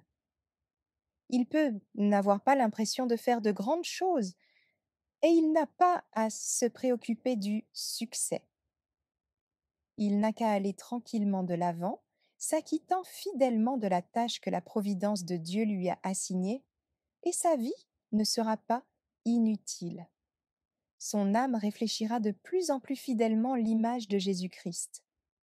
Il sera ouvrier avec Dieu dans cette vie, et se préparera ainsi pour l'œuvre plus grande et la joie sans mélange de la vie à venir. Vers Jésus, 127. Nombreux sont ceux qui se sont donnés au Christ, et qui, néanmoins, ne trouvent aucune occasion de faire de grandes choses pour son service. Qu'ils se consolent à l'idée que ce n'est pas nécessairement le sort du martyr qui est le plus agréable à Dieu. Il se peut que ce ne soit pas le missionnaire qui affronte tous les jours le danger et la mort qui occupe la première place dans les livres du ciel. Celui qui est réellement chrétien dans sa vie privée, dans ses luttes quotidiennes contre le moi, et qui en témoigne par la sincérité et la noblesse de ses pensées, par sa douceur sous la menace, par sa fidélité dans les petites choses, par sa foi et sa piété. Celui qui, dans sa vie de famille, représente le caractère du Christ, celui-là peut être plus précieux aux yeux de Dieu que le missionnaire ou le martyr dont le nom est porté sur les ailes de la renommée. Les paraboles de Jésus, 354. Ce qui fait la valeur de notre service aux yeux de Dieu, Ce n'est pas la somme de travail que nous faisons ni les résultats visibles de notre effort, mais l'esprit avec lequel nous besognons. Les paraboles de Jésus, 349. L'approbation du maître n'est pas accentuée du fait de l'étendue de l'œuvre accomplie ou du nombre de gains, mais du fait de la fidélité manifestée jusque dans les plus petites choses. Ce qui compte devant Dieu, ce ne sont pas les résultats importants obtenus, mais les mobiles qui sont à la base de nos actes. Il apprécie davantage la bonté et la fidélité apportée dans l'œuvre accomplie que l'étendue même de cette œuvre. Testimony for the Church, Volume 2, 510 and 511. Ne négligez pas les petites choses dans l'espoir de faire une œuvre plus importante. Il se peut que vous réussissiez un petit travail alors qu'en voulant en entreprendre un plus grand, vous échouiez lamentablement et tombiez ainsi dans le découragement. Faites ce qui se présente à vous. Que vous soyez riche ou pauvre, grand ou petit, Dieu vous appelle à le servir d'une manière active. C'est en accomplissant ce que votre main trouve à faire que vous développerez vos talents et vos aptitudes. Et c'est en négligeant les occasions qui se présentent à vous chaque jour que vous deviendrez stérile. C'est ce qui explique qu'il y ait tant d'arbres improductifs dans le jardin du Seigneur. Témoignage pour l'Église, volume 3, 414 et 415. Le Seigneur désire que nous fassions usage de tous les dons que nous possédons. Dès que nous le ferons, nous en recevrons de plus grands. Il ne fera pas un miracle pour nous accorder les talents qui nous font défaut, mais si nous faisons usage de ce que nous possédons, il collaborera avec nous pour augmenter et fortifier chacune de nos facultés. Tout effort énergique et désintéressé au service du Maître contribuera au développement de nos talents. Les paraboles de Jésus, 362 et 363. Il est des hommes qui se sentent pauvres dans tous les sens du terme, d'autres au corps usé par la maladie, mais humbles de cœur, d'autres qui sont avides de justice, d'autres, enfin, dont les premiers pas, à l'aube d'une vie nouvelle, sont malhabiles. Cet état de choses découragerait bien des serviteurs de Dieu, mais le Christ accueille avec joie les âmes qui viennent à lui. Ministère évangélique 33.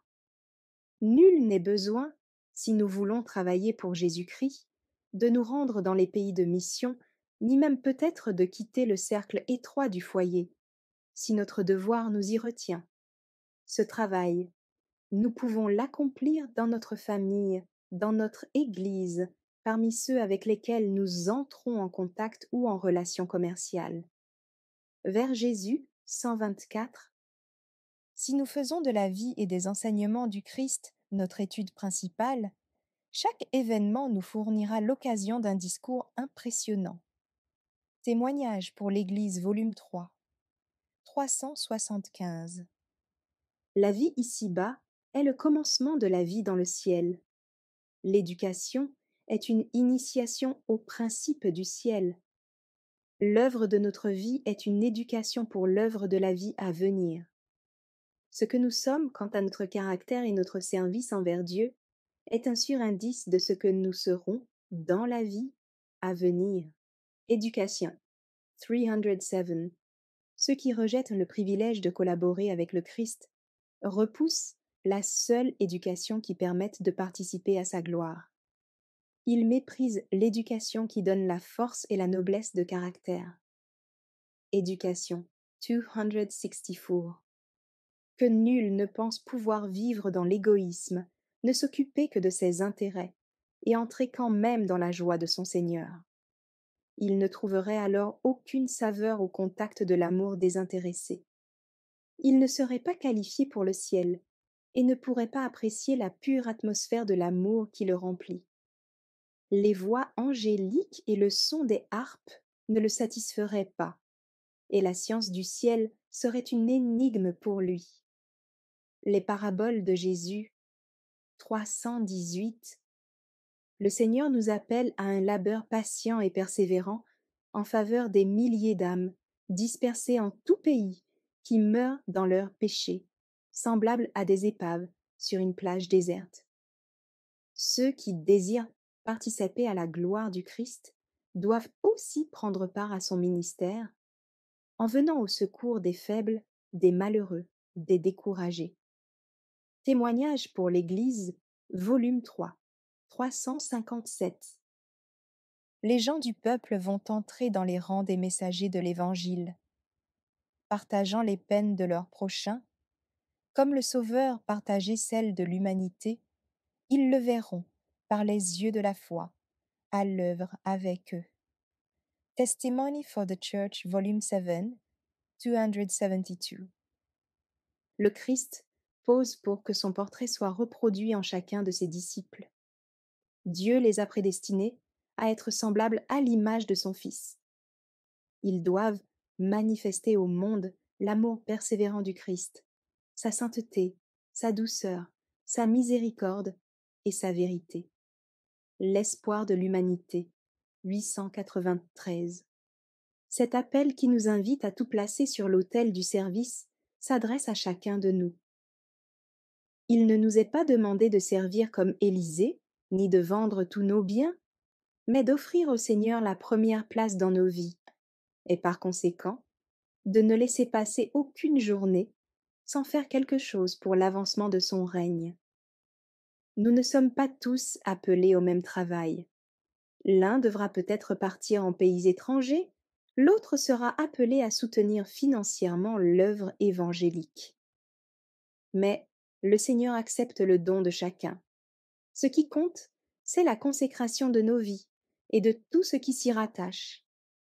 Ceux qui y parviennent entendront l'appel divin et lui obéiront. Prophètes et rois, 166 et 167. L'homme du monde avisé qui réfléchit, fait des projets et ne pense qu'à ses affaires, devrait s'efforcer d'employer sa sagesse pour les choses qui ont une portée éternelle. S'il mettait autant d'énergie à rechercher les trésors célestes et la vraie vie qui découle de la vie même de Dieu, qu'il n'en déploie à amasser des trésors terrestres, que n'arriverait-il pas à accomplir? Testimony for the Church, volume 6, page 297. Dieu amènera des hommes occupant des positions modestes à proclamer le message de la vérité présente. On en verra beaucoup, allant de lieu en lieu, poussés par l'Esprit de Dieu, apportant la lumière à ceux qui sont dans les ténèbres. La vérité est comme un feu consumant leurs os, les remplissant d'un brûlant désir d'éclairer ceux qui croupissent dans la nuit. Ils sont nombreux, ceux qui, même parmi les gens qui n'ont pas beaucoup d'instruction, proclameront la parole du Seigneur, jusqu'à des enfants qui seront contraints par le Saint-Esprit à sortir pour porter le message du ciel. L'Esprit sera répandu sur ceux qui veulent s'abandonner à ses impulsions. Se séparant des lois humaines contraignantes et abandonnant toute manifestation d'excessive prudence, ils rallieront l'armée du Seigneur. Testimony for the Church, volume 7, 26 and 27. La vie chrétienne, comparée à un cours d'eau. Le cœur qui reçoit la parole de Dieu n'est pas comme un étang qui se dessèche, ni comme une citerne crevassée qui laisse échapper ses eaux précieuses. Il est comme un cours d'eau qui descend de la montagne, alimenté par des sources intarissables, et dont les flots rafraîchissants roulent en cascade de rocher en rocher, désaltérant ceux qui ont soif, ceux qui sont fatigués et chargés. Il est comme un fleuve qui coule sans cesse, s'élargit et s'approfondit à mesure qu'il avance, jusqu'à fertiliser la terre de ses eaux vivifiantes. Le ruisseau qui serpente, en gazouillant, laisse derrière lui la fraîcheur et la fertilité. Sur ses rives, l'herbe est d'un vert plus éclatant, les arbres d'un feuillage plus luxuriant, et les fleurs abondent. quand le soleil brûlant de l'été dessèche et parchemine le sol, une ligne de verdure marque le cours des eaux. Ainsi en est-il avec l'enfant de Dieu. La religion du Christ agit comme un principe vivifiant et pénétrant. C'est une force spirituelle active, réelle. Lorsque le cœur s'ouvre à l'influence divine de la vérité et de l'amour, ce principe s'affirme comme des ruisseaux dans le désert, fertilisant les lieux arides et désolés. Prophètes et rois, 176 et 177. Les mots d'ordre du chrétien. Il y a 3 mots d'ordre dans la vie chrétienne, et il faut s'en souvenir si l'on ne veut pas que Satan nous circonvienne. Ces 3 mots d'ordre sont veiller, prier, travailler. Témoignage pour l'Église 1 285. Quiconque fait profession de christianisme s'engage à se développer au maximum comme ouvrier spirituel, à se montrer actif, zélé et capable au service du Maître. Le Christ s'attend à ce que chaque homme fasse son devoir, que ceci soit le mot d'ordre dans tous les rangs de ses disciples. Témoignage pour l'Église, volume 291. Paralysie spirituelle. Les forces sont décuplées par l'exercice. Tous ceux qui emploient les capacités que Dieu leur a données les verront croître pour son service. Ceux qui ne font rien dans la cause de Dieu ne peuvent grandir en grâce et en connaissance de la vérité. Un homme qui se coucherait et refuserait d'exercer ses membres en perdrait rapidement l'usage. Ainsi, le chrétien, qui n'exerce pas les facultés que Dieu lui a données, non seulement ne grandira pas dans le Christ, mais encore perdra les facultés qu'il possède déjà. Il deviendra spirituellement un paralytique. Seuls ceux qui, par amour pour Dieu et pour leurs semblables, s'efforcent d'aider les autres, s'affermissent et se fortifient dans la vérité. Le vrai chrétien travaille pour Dieu non par impulsion, mais par principe, non pour un jour ou un mois, mais durant la vie entière. Testimony for the Church, Volume 5, page 393. Le remède efficace. Il existe un remède infaillible pour ceux qui ont le cœur abattu: la foi, la prière, le travail. La foi et l'activité donnent une assurance et une satisfaction sans cesse accrues. Êtes-vous tenté de vous laisser aller à de sombres pressentiments ou à un profond découragement? Aux jours les plus ténébreux, alors que les apparences semblent être contre vous, ne craignez rien. Ayez foi en Dieu. Il connaît vos besoins. Il est tout-puissant. Son amour et sa compassion infinie ne se lassent jamais. Ne craignez pas qu'il manque à sa promesse. Il est la vérité éternelle. Il ne rompra jamais le pacte contracté avec ceux qui l'aiment. Il accordera à ses fidèles serviteurs ce dont ils ont besoin. Prophètes et rois, 120. Pour guérir la paresse spirituelle, il n'existe qu'une thérapeutique agissante, c'est l'activité en faveur des âmes qui ont besoin de votre aide. Testimony for the Church, Volume 4, 236.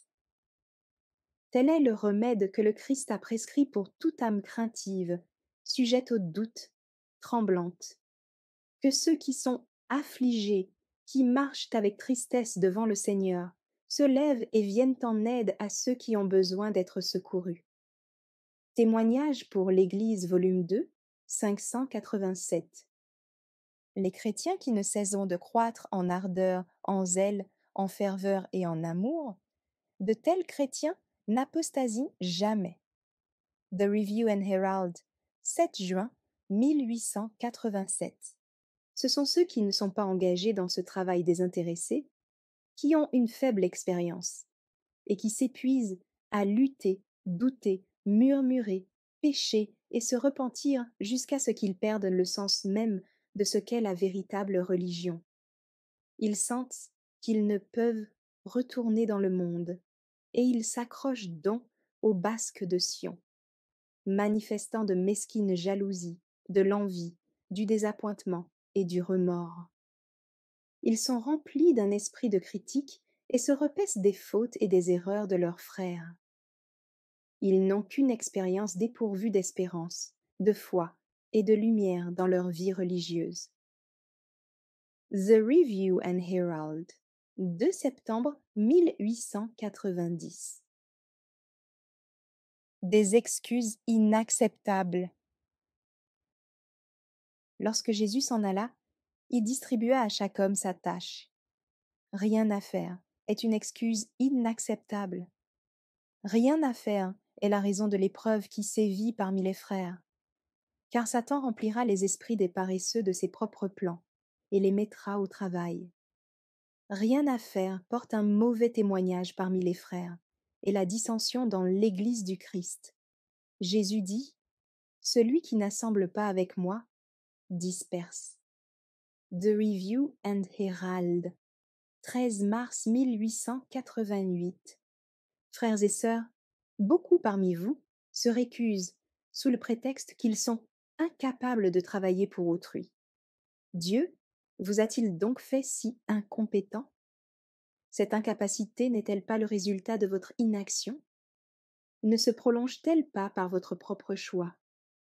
Dieu ne vous a-t-il pas donné au moins un talent à faire valoir, non pour votre convenance ou pour votre profit, mais pour son service ? Vous êtes-vous rendu compte, en tant que serviteur à ses gages, de votre obligation de lui apporter un revenu par l'emploi judicieux et sage de ce capital qu'il vous a confié ? N'avez-vous pas négligé les occasions de perfectionner vos facultés à cet égard ? Il est trop exact que bien peu ont vraiment compris leur responsabilité envers Dieu. Témoignage pour l'Église, volume 287 et 188. Beaucoup de gens s'imaginent que le fait d'être engagés dans les affaires les empêche de faire quelque chose en faveur du salut des âmes et de l'avancement de la cause de leur Rédempteur. Ils disent qu'ils ne peuvent se contenter de faire les choses à moitié, et par conséquent, ils s'écartent de leurs devoirs religieux et se plongent dans le monde. Leurs affaires deviennent leur principale préoccupation, et ils oublient Dieu, qui en est affligé. Ceux qui sont engagés dans des affaires qui ne leur laissent pas la possibilité de progresser dans la vie spirituelle et de se sanctifier dans la crainte de Dieu ferait bien de choisir une autre occupation où ils pourraient bénéficier à chaque instant de la présence de Jésus. Testimony for the Church, Volume 2, 233 and 234. Viser la couronne incrustée d'étoiles. Nous ne devons être ni fatigués ni timorés. Ce serait une perte terrible que d'échanger une gloire éternelle contre des aises, des commodités, des satisfactions ou des plaisirs charnels. Un don direct de Dieu attend celui qui vaincra. Aucun de nous ne le mérite. C'est un don gratuit de sa part. Et ce don sera merveilleux et glorieux. Mais souvenons-nous que même une étoile diffère en éclat d'une autre étoile. Tandis que l'on nous presse de nous disputer la supériorité, visons, par la force de Jésus, la couronne incrustée d'étoiles. Ceux qui auront été intelligents brilleront comme la splendeur du ciel, et ceux qui auront enseigné la justice à la multitude brilleront comme les étoiles, à toujours et à perpétuité. The Review and Herald, 25 octobre 1881. Racheté en vue du service. À sa venue, le Christ redemandera chaque talent qu'il nous a confié, et il en exigera les intérêts. Par son humiliation et son agonie, par sa vie de souffrance et sa mort ignominieuse, il a payé les services de ceux qui se réclament de son nom et se disent ses disciples. Témoignage pour l'Église, volume 3, 404 et 405. Tous ont le devoir impérieux de mettre à contribution leurs facultés pour lui gagner des âmes. Vous ne vous appartenez point à vous-même, dit saint Paul, car vous avez été rachetés à un grand prix. Glorifiez donc Dieu par une vie de service qui fera passer hommes et femmes du péché à la justice. Nous avons été rachetés au prix de la vie du Christ, et par un fidèle service, nous devons rendre au Seigneur ce qui lui revient. Témoignage pour l'Église, volume 3, 405. Dieu m'a donné un message pour son peuple. Il doit se réveiller, élargir l'espace de ses tentes et étendre ses frontières. Mes frères et sœurs, vous avez été rachetés à un grand prix, et tout ce que vous êtes et ce que vous avez doit être employé à la gloire de Dieu et pour le bien de vos semblables. Le Christ est mort sur la croix pour sauver le monde de la perdition. Il demande votre coopération dans cette œuvre de salut. Vous devez être ses collaborateurs. Par des efforts sincères et permanents, vous devez chercher à sauver ceux qui sont perdus. Souvenez-vous que la croix a été rendue nécessaire par vos péchés. Testimonies for the Church, volume 7, 9. Les disciples du Christ ont été rachetés en vue du service. Ils doivent se dépenser pour Dieu et pour leurs semblables. Notre Seigneur enseigne que le véritable but de la vie, c'est l'utilité commune. Le Christ lui-même fut un ouvrier, et il a fait du travail une loi pour tous. La loi du service est l'anneau qui nous relie à Dieu et à nos semblables. Les paraboles de Jésus, 332 et 333. Allez de l'avant. La vie chrétienne est souvent entourée de dangers, et le devoir semble difficile. L'imagination dépeint une ruine imminente suivie de l'esclavage et de la mort. Néanmoins, la voix de Dieu dit clairement « Allez de l'avant ». Obéissons à ce commandement, même quand nos regards ne peuvent pas pénétrer les ténèbres. Les obstacles qui retardent nos progrès ne disparaîtront jamais devant un esprit qui hésite et doute. Ceux qui diffèrent leur obéissance jusqu'à ce que toutes les incertitudes aient disparu et qu'ils ne courent aucun risque d'échec, n'obéiront jamais. La foi regarde au-delà des obstacles et elle s'empare de l'invisible, de la toute-puissance. Aussi ne sera-t-elle jamais confuse. Elle consiste à saisir la main du Christ lorsque surviennent les difficultés. Ministère évangélique 256. Nos idées sont beaucoup trop étroites. Dieu demande un continuel progrès de l'œuvre qui consiste à diffuser la lumière. Il faut étudier les différents moyens d'atteindre les gens. Nous devons écouter avec les oreilles de la foi le puissant capitaine des armées du Seigneur lorsqu'il dit « En avant ».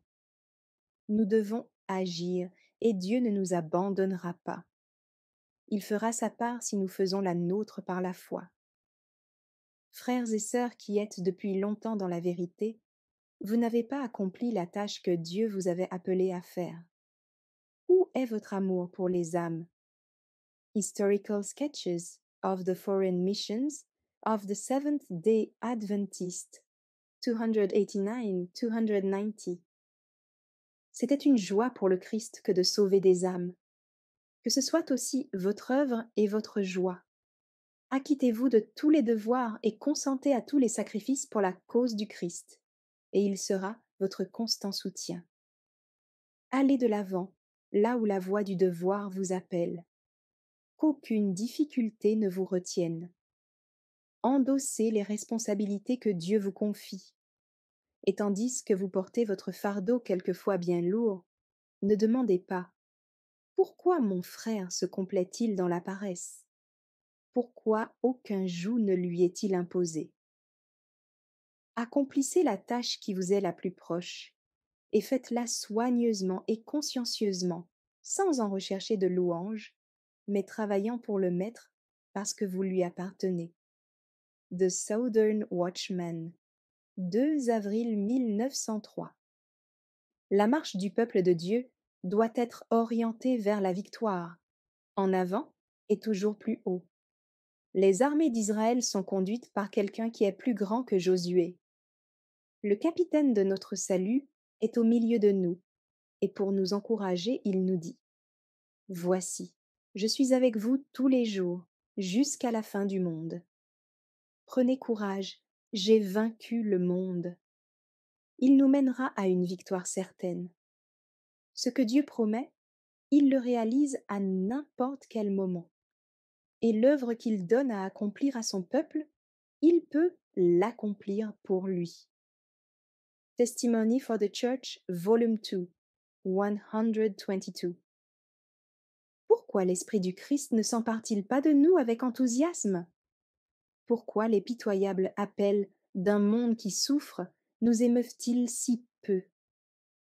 Apprécions-nous à sa juste valeur l'exaltant privilège de pouvoir ajouter une étoile à la couronne du Christ, une âme dégagée des chaînes auxquelles Satan l'avait liée, une âme introduite dans le royaume de Dieu. L'Église doit prendre conscience de son devoir de porter l'évangile de la vérité présente à toute créature. Je vous demande instamment de lire les chapitres 3 et 4 du livre de Zacharie. Si ces chapitres sont compris et reçus, une œuvre s'accomplira en faveur de ceux qui ont faim et soif de justice. Une œuvre qui signifie pour l'Église va en avant et toujours plus haut. Testimony for the Church 6296. La grande majorité des habitants de cette terre s'est soumise à l'ennemi. Mais nous n'avons pas été trompés. Malgré l'apparent triomphe de l'adversaire, le Christ poursuit son œuvre sur cette terre comme dans le sanctuaire céleste.